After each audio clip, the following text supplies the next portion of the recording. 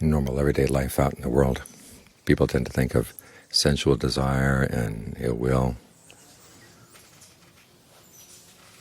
the active, restless mind, as their friends. This gives them their entertainment, as they have to go through the drudgery of day after day. When we come here, we will learn that they're not really our friends. These things are hindrances: sensual desire, ill will, sloth and torpor, restlessness and anxiety, uncertainty.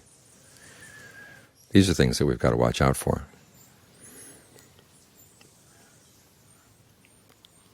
But the first step in dealing with them, in fact the most important step, is recognizing that they are events there in the mind, and that you don't want to side with them. Now, there are many times when you say, well, this thought keeps coming back again and again and again, even though I don't want it.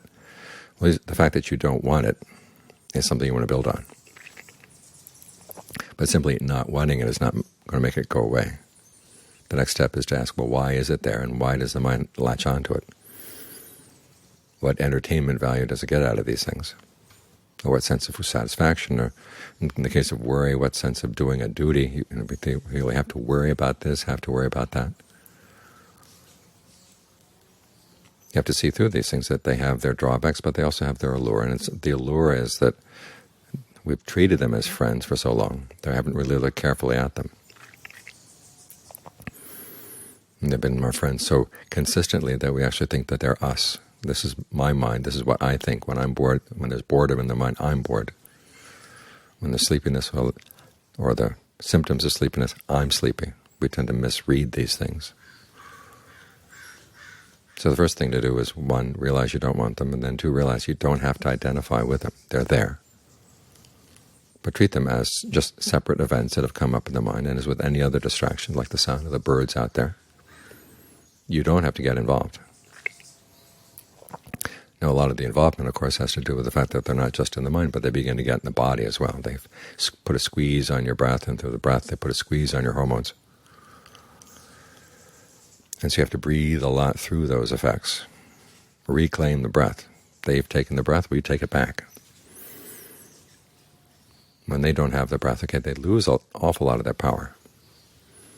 And as for the leftover effects, this is that sometimes the hormones go racing through your bloodstream, the hormones that anger releases or that lust releases.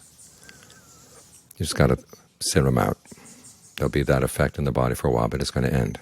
Don't take it as a sign, well, that the emotion is still really there, or that you still really feel this. It's just the after effects that you have to watch out for, and then just wait till they go.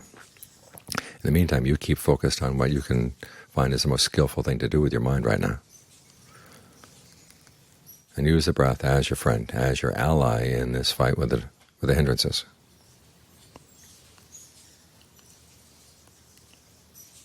That way you derive them a lot of their power, and they don't have the authority and the influence that they used to have in your mind. And you begin to see that the mind without those things is a lot freer and a lot more open. And you're better off without them.